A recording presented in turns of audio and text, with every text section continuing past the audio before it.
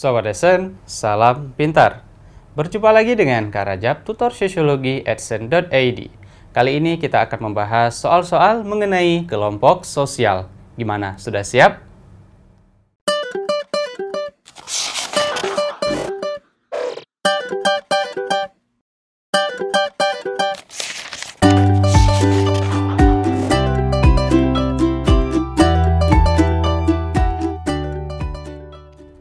Sobat Esen, kita mulai soal yang pertama.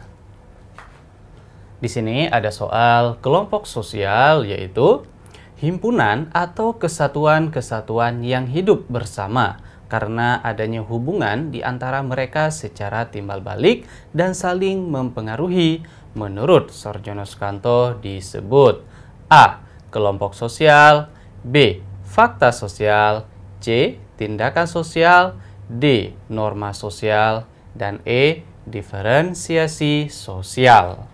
Nah, jadi pada soal ini kita akan melihat ya pernyataan yang disebutkan pada soal ini di mana ada himpunan atau kesatuan-kesatuan. Di dalam himpunan tersebut mereka memiliki suatu hubungan timbal balik, saling mempengaruhi, saling membutuhkan ya, dan juga di mana hubungan di antara mereka itu dapat terjadi secara intens, hubungan yang erat.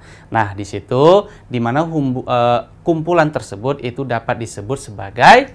Nah, jadi kalau kita lihat pada opsi di sini ada kelompok sosial sampai dengan diferensiasi sosial. Nah, dari soal ini itu yang ditanya adalah menurut salah satu tokoh, Sorjono Sukanto. Nah, dari penjelasan ini, menurut Sorjono Sukanto itu disebut dengan kelompok sosial. Jadi pada opsi jawaban ini kita udah bisa melihat ya, yang mana jawabannya yaitu mengenai kelompok sosial. Nah, kenapa yang lain salah? Oke, jadi pada soal ini berhubungan dengan kelompok sosial. Kelompok sosial. Nah, jadi kelompok sosial ini dapat kita artikan sebagai himpunan manusia yang memiliki suatu hubungan yang erat, ya. Nah, jadi dapat kita artikan sebagai himpunan manusia atau himpunan individu-individu, ya, atau himpunan individu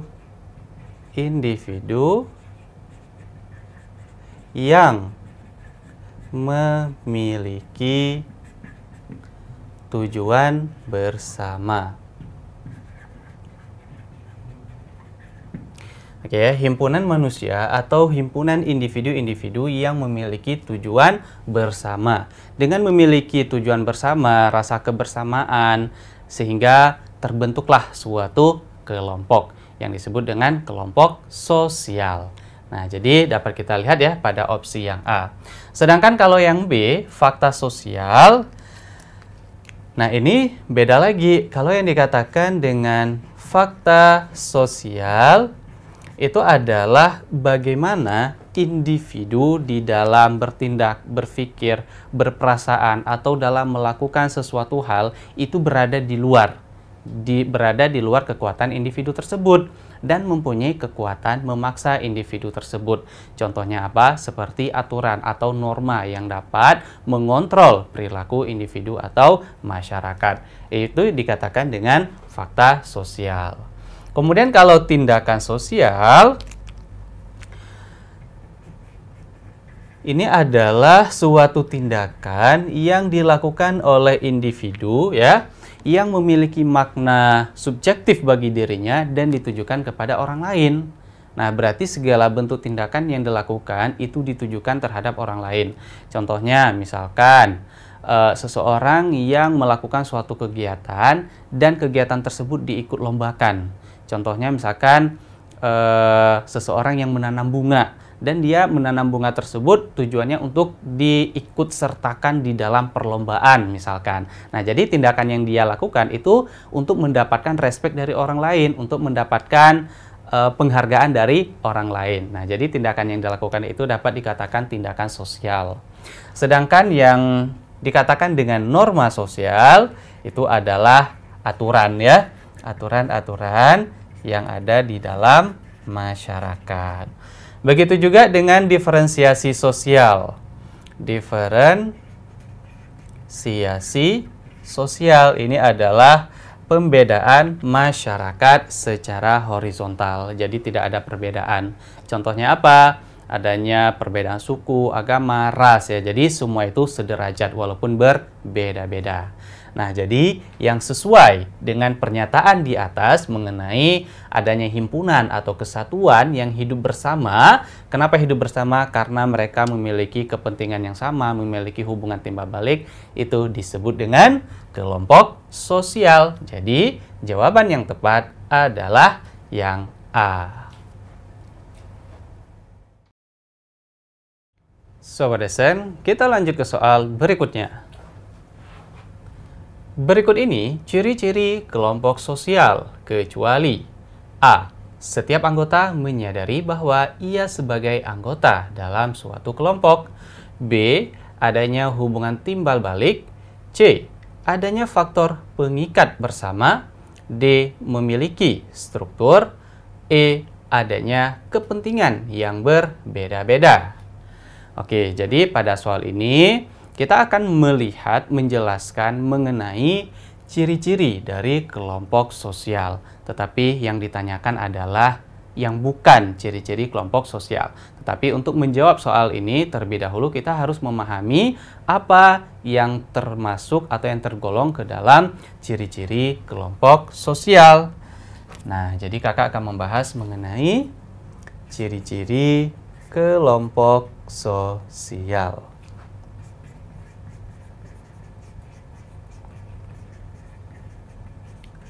Nah, yang pertama adalah ciri-ciri dari kelompok sosial yang pertama, sadar akan keanggotaan.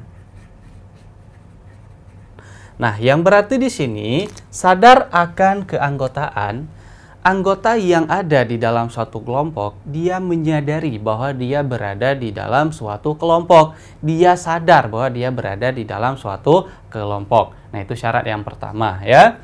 Sadar akan keanggotaan. Kemudian yang kedua, yang pastinya dalam sebuah kelompok memiliki hubungan timbal balik ya. Adanya hubungan timbal balik. Yang berarti hubungan timbal balik di sini adalah hubungan yang saling mempengaruhi, saling membutuhkan, saling melengkapi. Nah, itu adalah yang terjalin di antar anggota di dalam suatu kelompok karena mereka memiliki hubungan yang erat, saling membutuhkan. Maka dikatakan adanya hubungan timbal balik. Selanjutnya, suatu kelompok sosial dapat terbentuk karena adanya faktor pengikat. Nah, faktor pengikat di sini adalah suatu kelompok dapat terjadi ya ketika individu-individu yang ada mereka memiliki kepentingan yang sama. Dengan adanya kepentingan yang sama, kemudian ada tujuan yang ingin dicapai bersama sehingga mereka membentuk suatu kelompok ya untuk terjalinnya sebuah komunikasi yang lebih mendalam, sebuah komunikasi yang lebih intens gitu ya.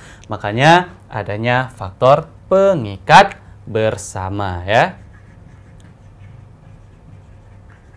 Nah, selanjutnya di dalam sebuah kelompok pasti adanya juga struktur ya, memiliki struktur. Struktur-struktur yang jelas ya mengenai anggota-anggota. Kemudian selain memiliki struktur, di dalam kelompok sosial juga memiliki pola perilaku. Memiliki pola perilaku anggota-anggota ya dalam kelompok tersebut. Kemudian berkaidah, memiliki kaidah-kaidah tertentu ya, aturan-aturan tertentu ya. Kemudian memiliki sistem, bersistem dan berproses untuk terciptanya sebuah tujuan yang ingin dicapai bersama. Oke, dan lain-lain ini adalah beberapa bentuk ya atau ciri-ciri dari kelompok sosial. Sekarang kita kembali ke soal, karena di soal ditanya yang bukan ciri-ciri kelompok sosial ya, kita akan melihat opsi yang pertama yang A. Setiap anggota menyadari bahwa ia sebagai anggota dalam suatu kelompok. Nah, itu adalah termasuk ke dalam ciri kelompok sosial. Sesuai dengan yang pertama ya, sadar akan keanggotaan. Jadi yang A berarti salah ya, karena yang ditanya kecuali. Yang B, adanya hubungan timbal balik. Nah, itu juga salah satu ciri dari kelompok sosial. Kemudian yang C, adanya faktor pengikat bersama. Nah, ini sesuai ya dengan opsi yang ketiga, ciri-ciri kelompok sosial, berarti yang C juga salah. Kemudian yang D, memiliki struktur. Nah, ini juga termasuk dari ciri-ciri kelompok sosial. Kemudian yang E, adanya kepentingan yang berbeda-beda. Nah, ini yang bukan ciri-ciri kelompok sosial. Kenapa? Kalau anggota-anggota tersebut memiliki tujuan yang berbeda-beda, pasti suatu kelompok tidak akan terbentuk. Nah, makanya jawaban yang tepat yang bukan menjadi ciri-ciri kelompok sosial adalah yang E. Sobat Lesson, kita lanjut ke soal berikutnya. Berikut adalah yang bukan menjadi faktor dasar pembentukan kelompok sosial adalah A. Kepentingan yang sama, B. Keturunan yang sama, C. Daerah asal yang sama, D. Geografis yang sama, dan E. Kepentingan yang berbeda-beda. Oke, jadi pada soal ini kita akan melihat ya yang mana yang tidak termasuk ke dalam dasar pembentukan kelompok sosial. Nah, jadi terlebih dahulu kita akan memahami terlebih dahulu ya. Kakak akan menjelaskan terlebih dahulu mengenai apa saja yang termasuk ke dalam dasar pembentukan kelompok sosial. Berarti faktor dasar pembentukan kelompok sosial. Nah, ada beberapa faktor. Yang pertama adalah kepentingan yang sama.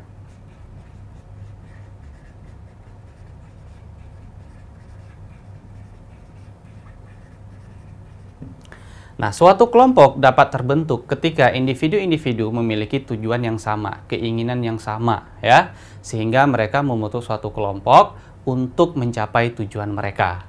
Nah, kemudian, selain adanya kepentingan yang sama, suatu kelompok juga akan terbentuk karena memiliki ikatan darah yang sama, ya, atau keturunan yang sama.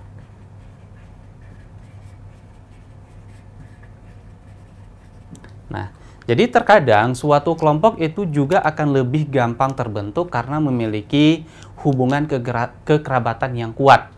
Hubungan darah yang kuat ya, karena memiliki keturunan yang sama. Nah, itu terkadang memiliki suatu kesamaan dan lebih cepat terbentuknya suatu kelompok sosial.